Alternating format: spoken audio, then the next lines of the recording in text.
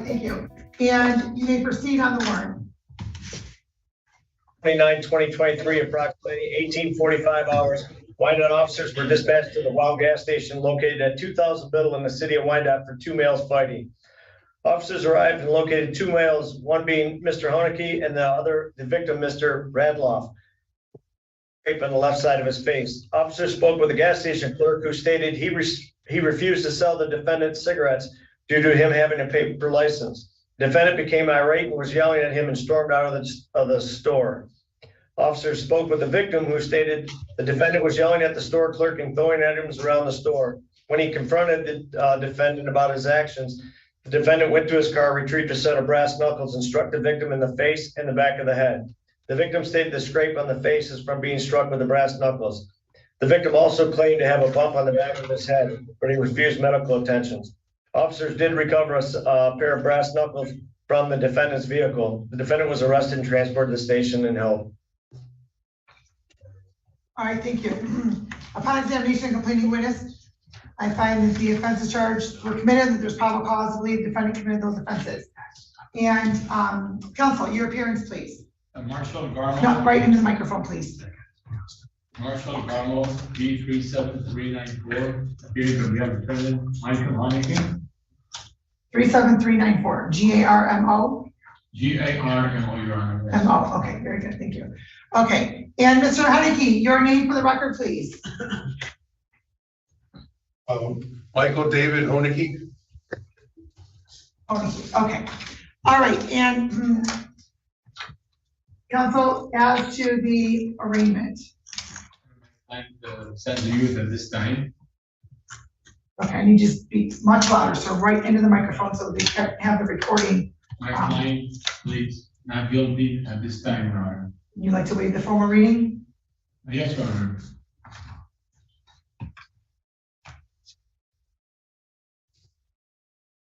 All right, and the court will waive the formal reading. Sir, you have the right to have an attorney if you cannot afford one. The court will appoint one to represent you, and you've taken the opportunity to retain your own counsel, correct? Yes, Your Honor. Yep. All right, you also have the right to be presumed innocent until proven guilty beyond a reasonable doubt. You have the right to have a trial by a judge or by a jury, and you also have the right to remain silent. Anything you say orally or in writing may be used against you in court. Do you understand those rights? I do. All right. The court will enter a plea of not guilty on your behalf. Schedule this matter for a probable cause conference on August 10th at 8:45 a.m.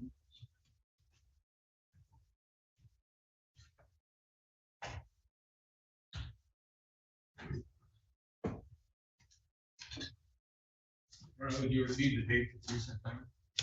Okay, counsel, I really need you to speak into the microphone because you're very soft spoken. And with all the movement, I'm having a hard time hearing you. And I know that recording is having a hard time picking you up. Would you please repeat the time and the date of this hearing? Probable cause conference, August 10th at 8, I think I said 8:40, but did I say 8:40? 8:45. 8:45. Thank you, Your Honor.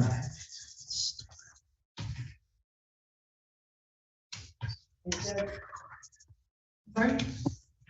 I'm not getting the defendant's last name. Honaki, HoenickE. It should be on the list from the custodies that we received, but I'm sure you get that.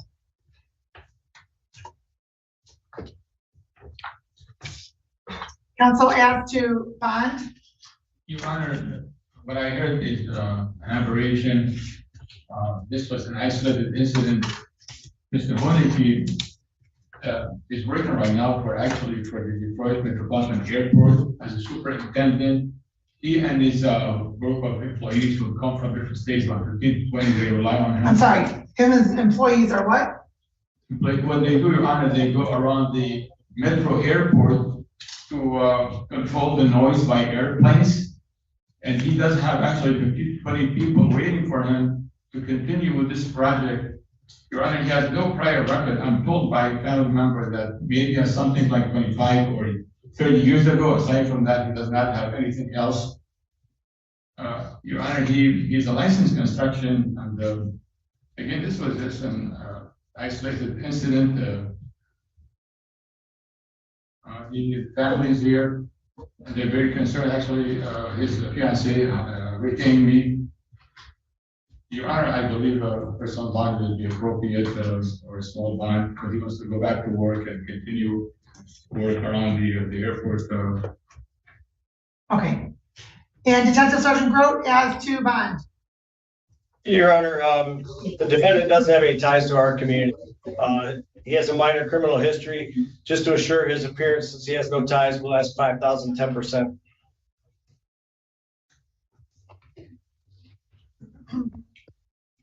I do not believe he knows the victim, and I believe they're both from different cities. So I don't think there'll be any worry about contact with each other. All right. And so in court, Mr. Honaki, are you on probation or parole anywhere? No, Your Honor. Are you on bond any other jurisdiction? Your Honor. I'm sorry? No, Your Honor. Okay. And so the court will note, counsel, that your client does have something out of Macomb County in 1989, as well as 1996. And 2001, he had a assaultive matter dismissed. 2001, he had a reckless driving.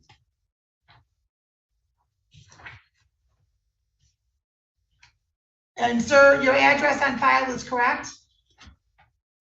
What is the address, Your Honor? Just so I, Well, the same one that's on your secretary, on your driver's license, in our. yes, Your Honor, that's correct. Okay.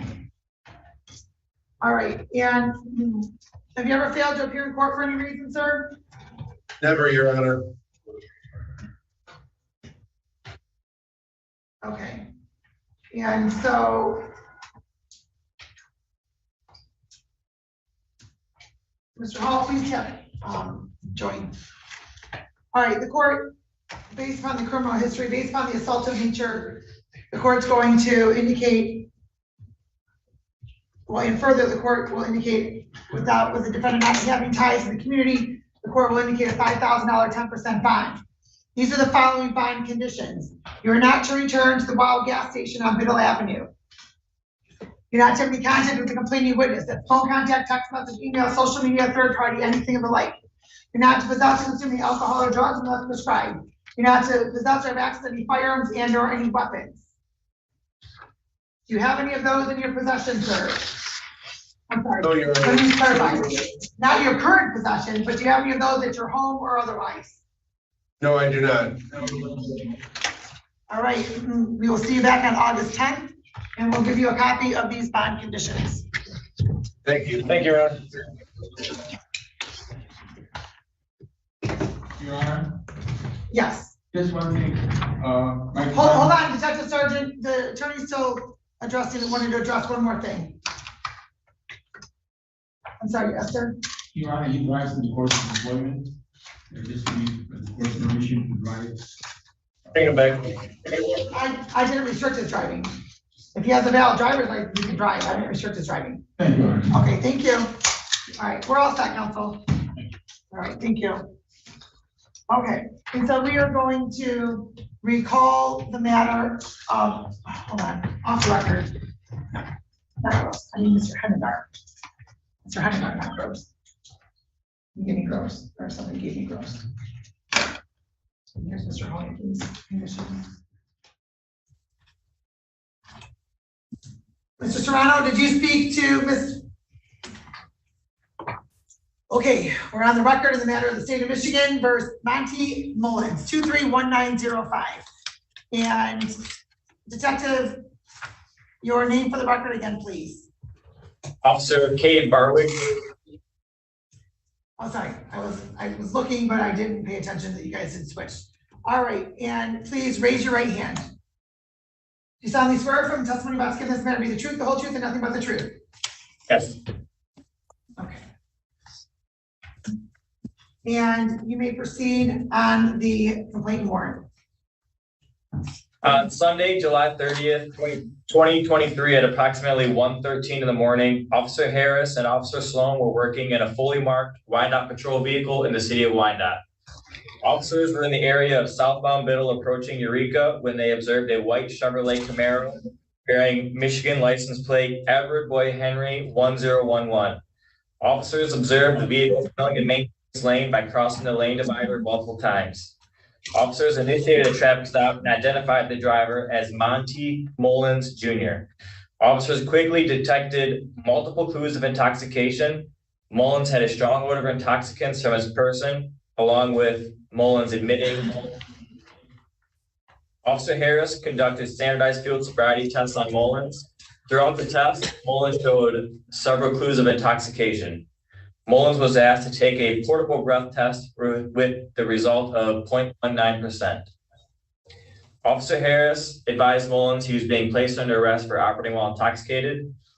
Mullins was transported to the Wyandotte jail, where Officer Sloan read Mullins his chemical test rights.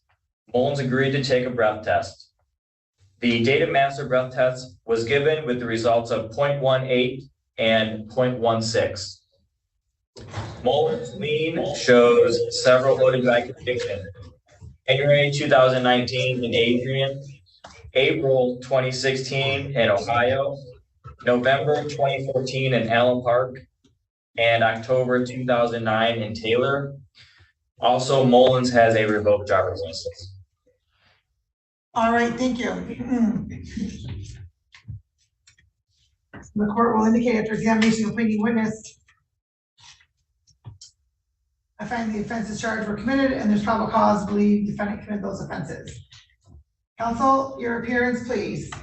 Good morning, Judge. Attorney Corey Westmoreland, appearing on behalf of Mr. Mullins. Thank you, Mr. Mullins. Your name, please. Monty Mullins Jr. All right, thank you. And counsel, as to the arraignment. At this time, Judge, we are prepared to waive a formal reading. My client stands mute. Court waive the formal reading, enter plea of not guilty for purposes of the arraignment. Sir, you have the right to have an attorney. If you cannot afford one, the court will appoint one to represent you. And in fact, you've been able to speak to an attorney today, correct? I was able to speak to the House attorney. I still need to speak to one of my attorneys, ma'am. Okay, at this point, one of your attorneys has not yet filed an appearance. Is that correct? I have not been able to get a hold of one because they are in my cell phone, Your Honor. Okay, so the answer to my question that you've been able to speak with an attorney today is? Oh, no, ma'am, no, I'm not. Outside of House counsel, no. Sir, the word counsel, House counsel, that's an attorney. Have you had an opportunity to speak to an attorney today? Yes, ma'am, I am sorry. I did not understand the question. My apologies.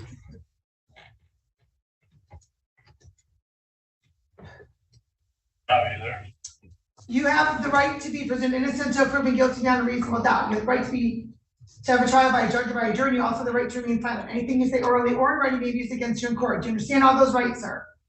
Yes, ma'am, I do. Okay, and the court's going to enter a plea of not guilty, as I already indicated, scheduled to for probable cause conference on August 10th at 9:10 a.m. If you choose to retain an attorney counsel, sir, you need to make sure that you're telling your counsel the date. And counsel adds to bond, and then I will hear from Detective Sergeant Grove. Yes, Your Honor. I would like you to know that Mr. Mullins is a resident of Southgate. He is gainfully employed at Cleveland Cliffs. He's not currently on probation. He does not have any other pending matters. He has no history of absconding from any honorable court. And after speaking with him at length this morning, he did assure me that he would be appearing at all future court dates.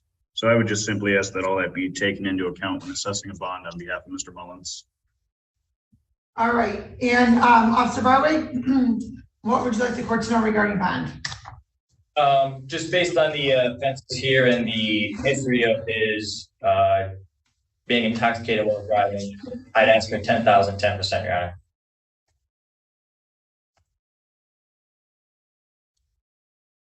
Sir, what is Cleveland Cliffs? Cleveland Cliffs is the old AK Steel, old Fort Rouge complex in Dearborn. I'm a millwright there. Okay. And, how do you get back and forth to work, sir? With that car. But now it'll be Ubers. Well, it should have been another option all along because you don't have a valid license. Yes, ma'am, it should have, and that's my responsibility to taking care of that, and that was my failure as an adult. You are correct, sir. That is definitely your responsibility. And, have you ever failed to appear in court, sir? No, ma'am, I've never failed to appear in court. My responsibility is what I have to bear with. And you're not on probation or parole anywhere? No, ma'am, I am currently not. Are you out on bond in any other jurisdiction? No, ma'am, I am currently not. All right, and how long have you been at your address in Southgate? Since 2019, I believe it is, ma'am.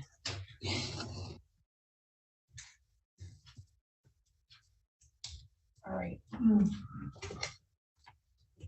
The court, after hearing from counsel and the officer and even Mr. Mullins, the court wants to ensure the safety of the public, as Mr. Mullins, with his criminal history and this being an OWI third, court has concerns, serious concerns for the safety of the public.